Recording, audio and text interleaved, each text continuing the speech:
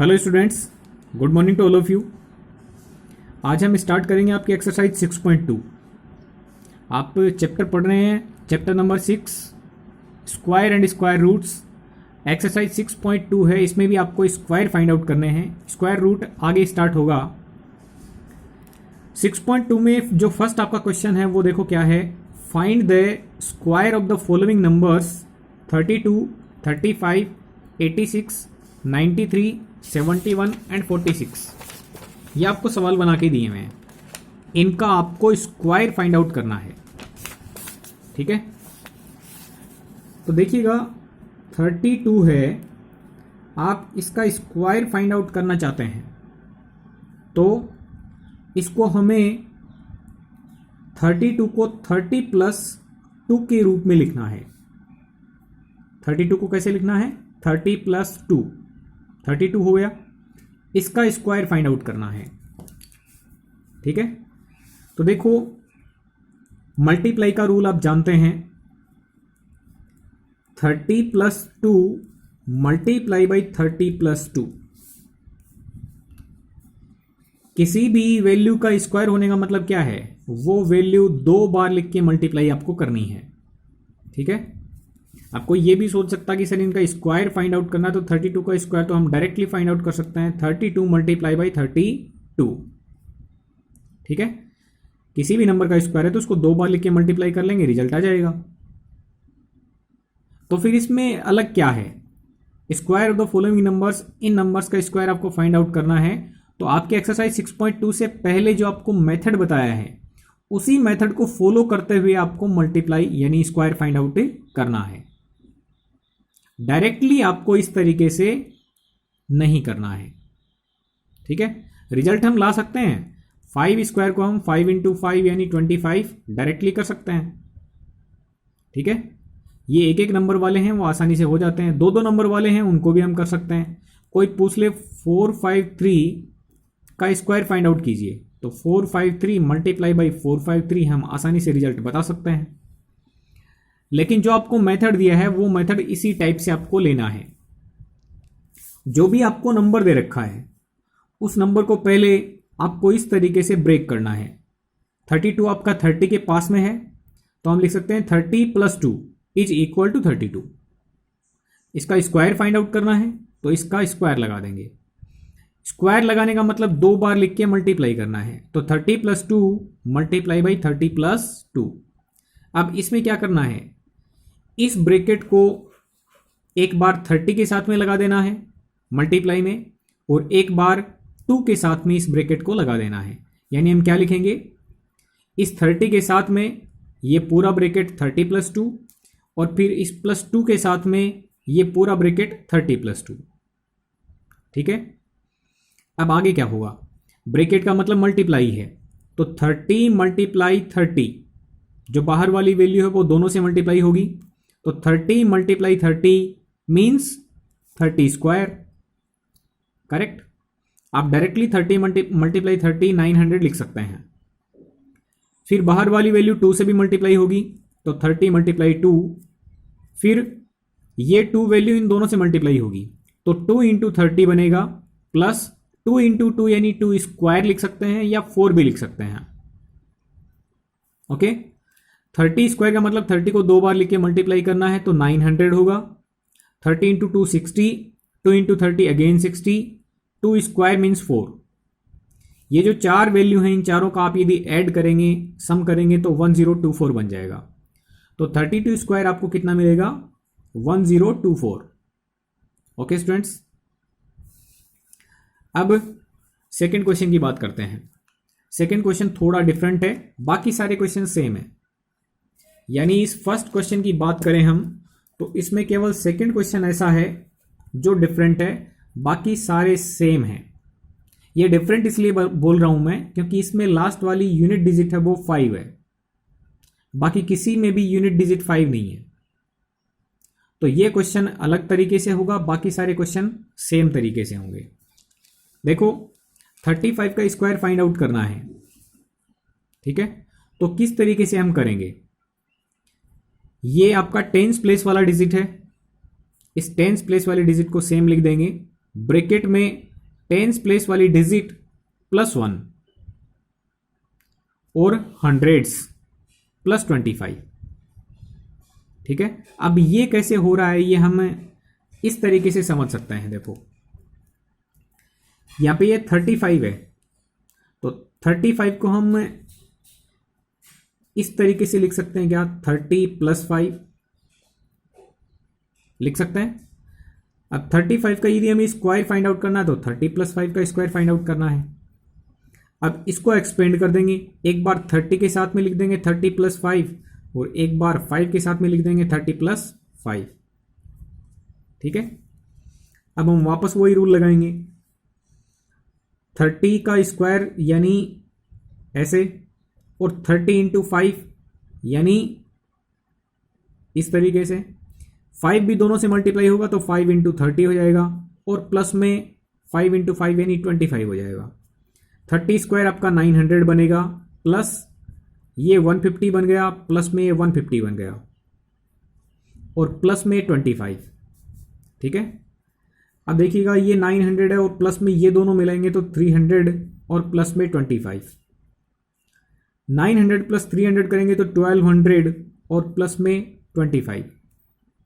ठीक है, ये जो 1200 है इसको हम लिख सकते हैं 3 × 3 + 1 हंड्रेड्स।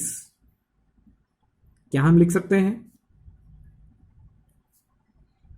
देखिएगा 3 + 1 का मतलब 4, तो 3 × 4 और आगे 100, ऐसा ही तो बनेगा 3 × 4 × 100 + 25, ये आपकी वैल्यू 1200 बन जाएगी। ठीक है, तो लास्ट में यूनिट प्लेस होता है तो उसके लिए सीधा एक रूल लगा सकते हैं हम। क्या रूल होता है कि 3 यानी टेंस प्लेस वाली डिजिट इंटू में टेंस प्लेस वाली डिजिट +1 हंड्रेड्स, ये एक सेक्शन बन जाएगा, और प्लस में 5² यानी 25, ये अलग सेक्शन हो जाएगा। तो हमने एक रूल जनरेट कर लिया, ये हर एक नंबर के लिए ट्रू है, इसलिए इसका यूनिवर्सल एक आइडेंटिटी हमने बना दी है कि A5 का होल स्क्वायर यदि हमें करना हो, चाहे A की वैल्यू कोई सी भी रखें, A की वैल्यू 9 रख सकते हो यानी 95 का स्क्वायर पूछ सकता है, 7 रख सकते हो 75 का स्क्वायर पूछ सकता है, 65 का स्क्वायर पूछ सकता है, यानी A की वैल्यू कोई सी भी हो सकती है। तो उसके लिए सिंपल रूल है कि यूनिट वाली डिजिट यदि 5 हो और टेंस वाली डिजिट कोई A वैल्यू वाली हो तो उसका रिजल्ट कैसे निकाल सकते हैं डायरेक्टली, ये टेंस प्लेस वाली digit multiply by tens place वाली डिजिट +1 मल्टीप्लाई बाई 100 + 25, इस तरीके से एक रूल बन गया। तो इस रूल के तहत हम क्या लिख सकते हैं, देखो 3 × 3 + 1 यानी 4, हंड्रेड्स का मतलब मल्टीप्लाई 100 + 25। जब इनका तीनों का मल्टीप्लाई करेंगे तो 1200 आएगा +25, तो 1225 इसका आंसर आ जाएगा।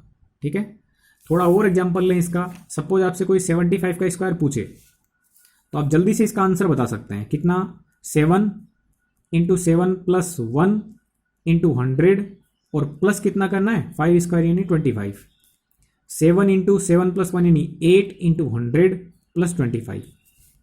आप आसानी से बोल सकते हैं 5600 + 25 यानी 5625, ये आंसर। कोई आपसे पूछे 95 का स्क्वायर बताइए तो आप आसानी से बता सकते हैं। टेंस प्लेस वाली डिजिट कितनी है, 9 × 9 + 1 × 100 + 25, 9 × 10 × 100 + 25, देखिएगा वैल्यू कितनी बनेगी, 9000 + 25, यानी ये 9025 आंसर। ओके, तो इस तरीके से आपको ये क्वेश्चन करना है। जो थर्ड क्वेश्चन 86 वाला है वो भी इसी प्रकार से करेंगे हम। 80 + 6, 86 को कैसे लिखेंगे, 80 + 6 होल स्क्वायर, और वही तरीका, एक बार 80 + 6 ब्रैकेट को 80 के साथ में ले लेंगे और एक बार 80 + 6 ब्रैकेट को 6 के साथ में ले लेंगे। वापस वही रूल है, इस तरीके से हम सम अप कर लेंगे तो इसका स्क्वायर इतना बन जाएगा। जो अगला आपका क्वेश्चन 2 है वो काफ़ी इंपॉर्टेंट क्वेश्चन है, और ये वर्ड आपका बार बार आगे आने वाली क्लास में भी आएगा। Write a Pythagorean triplet, write a Pythagorean triplet whose one member is 6, 14, 16, 18। अब पहले तो ये आपको पता होना जरूरी कि पाइथागोरियन ट्रिपलेट क्या होता है। पहले इसके बारे में आप जान लें, व्हाट इज पाइथागोरियन ट्रिपलेट। देखिएगा,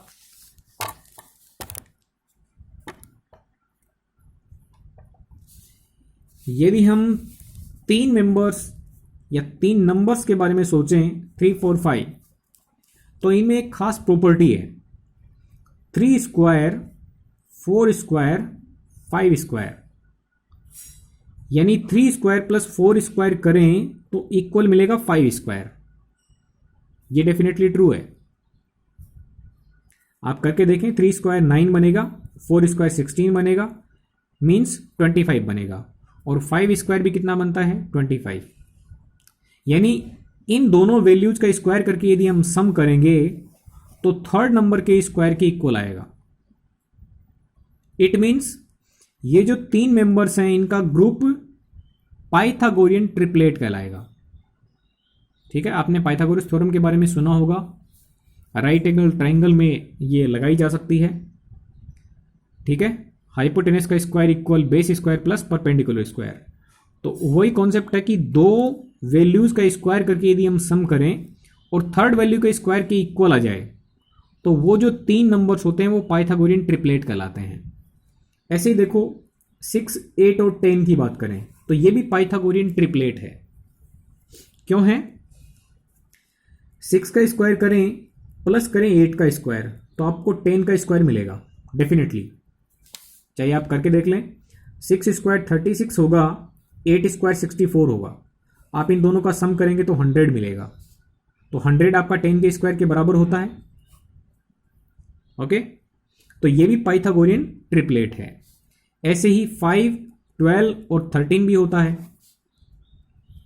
5 स्क्वायर प्लस 12 स्क्वायर करेंगे तो आपको 13 का स्क्वायर डेफिनेटली मिल जाएगा।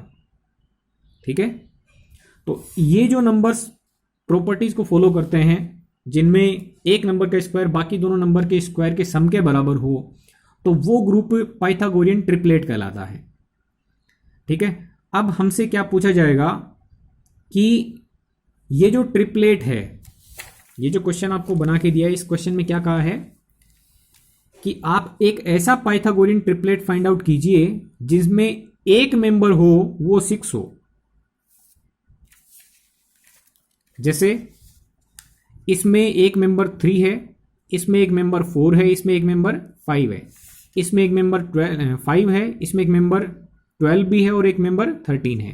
तो आपको ऐसा पाइथागोरियन ट्रिपलेट फाइंड आउट करना है जिसमें एक मेंबर 6 हो। तो देखो, ट्रिपलेट फाइंड आउट करने के लिए आपको जो 3 मेंबर्स लेने होते हैं वो इस रूल से लेने पड़ते हैं।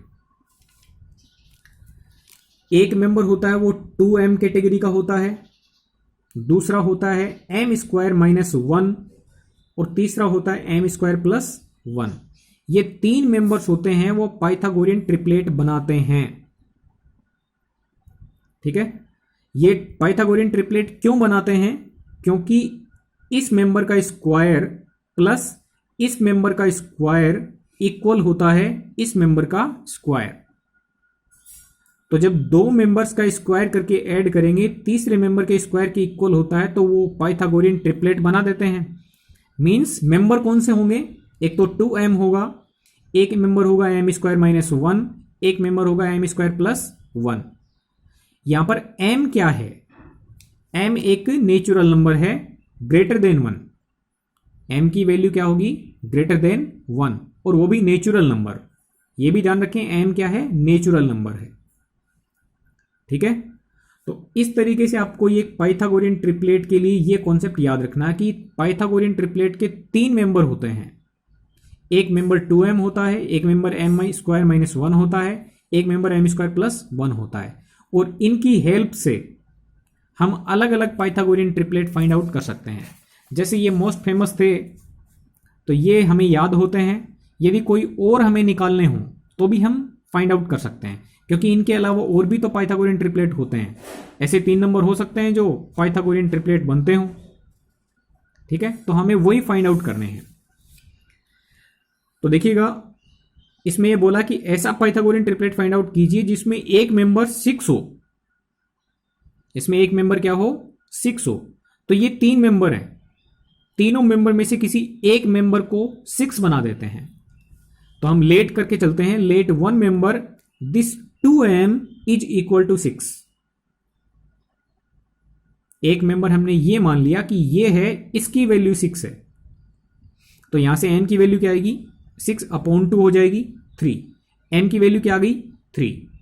तो दूसरा मेंबर कैसे निकालेंगे, दूसरा मेंबर होगा m square minus 1 means 3 square minus 1। और तीसरा मेंबर कौन होगा m स्क्वायर प्लस 1 यानी 3 स्क्वायर प्लस 1। तो हम ये फाइंड आउट कर सकते हैं इस तरीके से। सेकंड मेंबर क्या होगा m स्क्वायर माइनस 1 यानी 3 स्क्वायर माइनस 1, 3 स्क्वायर 9, 9 माइनस 1 यानी 8। और थर्ड मेंबर क्या होगा m स्क्वायर प्लस 1 यानी 3 स्क्वायर प्लस 1, 9 प्लस 1 यानी 10। तो पाइथागोरियन ट्रिपलेट किस किस का बना, एक मेंबर तो हो गया 10, एक मेंबर हो गया 8 और शुरुआत वाला मेंबर हमने क्या लिया था 6। तो 6, 8, 10 ये तीनों मिलके पाइथागोरियन ट्रिपलेट बनाते हैं। जो सेकंड इसका क्वेश्चन आपसे बोला था वो ये है कि ऐसा पाइथागोरियन ट्रिपलेट फाइंड आउट कीजिए जिसमें एक मेंबर 14 हो। तो देखो 3 मेंबर हमें मानने होते हैं 2m, m स्क्वायर माइनस 1 और m स्क्वायर प्लस 1। तो ये मेंबर भी 14 हो सकता है, ये मेंबर भी 14 हो सकता है, ये मेंबर भी 14 हो सकता है।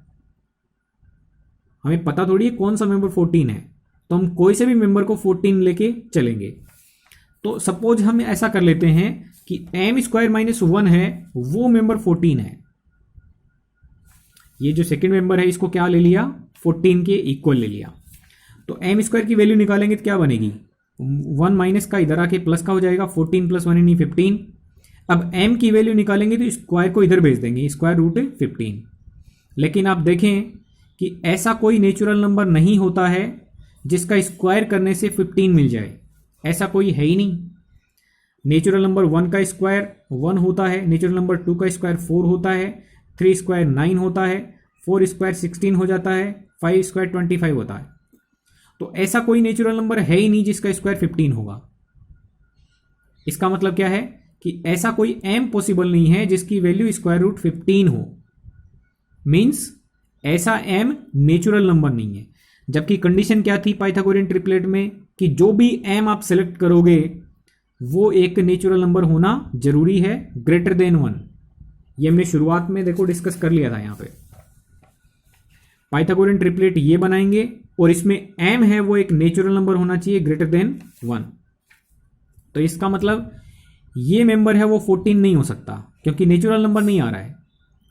तो फिर कौन सा मेंबर मान लें, ये मेंबर सक्सेसफुल नहीं हो रहा तो इस मेंबर को मान लें। तो let member 2m is equal to 14। अब m की वैल्यू निकालेंगे तो 14/2 7 होती है और 7 आप जानते हैं नेचुरल नंबर होता है। तो m की वैल्यू 7 नेचुरल नंबर आ गई। तो फिर सेकंड मेंबर क्या बनेगा, सेकंड मेंबर बनेगा m स्क्वायर माइनस 1। तो m स्क्वायर माइनस 1 यानी 7 स्क्वायर माइनस 1, तो 49 बनेगा 7 स्क्वायर माइनस 1 करने से 48। और थर्ड मेंबर बनेगा m स्क्वायर प्लस 1, m की वैल्यू पुट कर देंगे 7 स्क्वायर प्लस 1, 49 प्लस 1 यानी 50। तो 3 मेंबर कौन से हुए, एक तो है 2m यानी 14, दूसरा m स्क्वायर माइनस 1 यानी 48 और तीसरा m स्क्वायर प्लस 1 यानी 50। तो 3 मेंबर्स हो गए पाइथागोरियन ट्रिपलेट के 14, 48, 50। तो ये पाइथागोरियन ट्रिपलेट ऐसा है जिसमें एक मेंबर 14 है। ऐसे ही आपका थर्ड क्वेश्चन और फोर्थ क्वेश्चन है। थर्ड क्वेश्चन में ये बोला था कि ऐसा पाइथागोरियन ट्रिपलेट फाइंड आउट कीजिए जिसमें एक मेंबर 16 हो और फोर्थ में आपको एक मेंबर क्या लेके चलना है 18। तो आप देखें इसमें भी 2m इस मेंबर को 16 के इक्वल लेके चलेंगे तो m की वैल्यू 8 एक नेचुरल नंबर आ जाएगी। सेकंड नंबर फाइंड आउट कर लेंगे, थर्ड नंबर फाइंड आउट कर लेंगे तो 3 मेंबर्स आपके ये हो जाएंगे। ऐसे ही इसमें भी 2m इक्वल 18 लेके चलेंगे तो m की वैल्यू 9 आ जाएगी। 9 एक नेचुरल नंबर होगा। तो इससे आप सेकंड मेंबर भी फाइंड आउट कर सकते हैं और थर्ड मेंबर भी फाइंड आउट कर सकते हैं। ओके स्टूडेंट्स, तो ये काफ़ी इंपॉर्टेंट आपका पॉइंट है, टॉपिक है पाइथागोरियन ट्रिपलेट का। Okay students, thank you very much.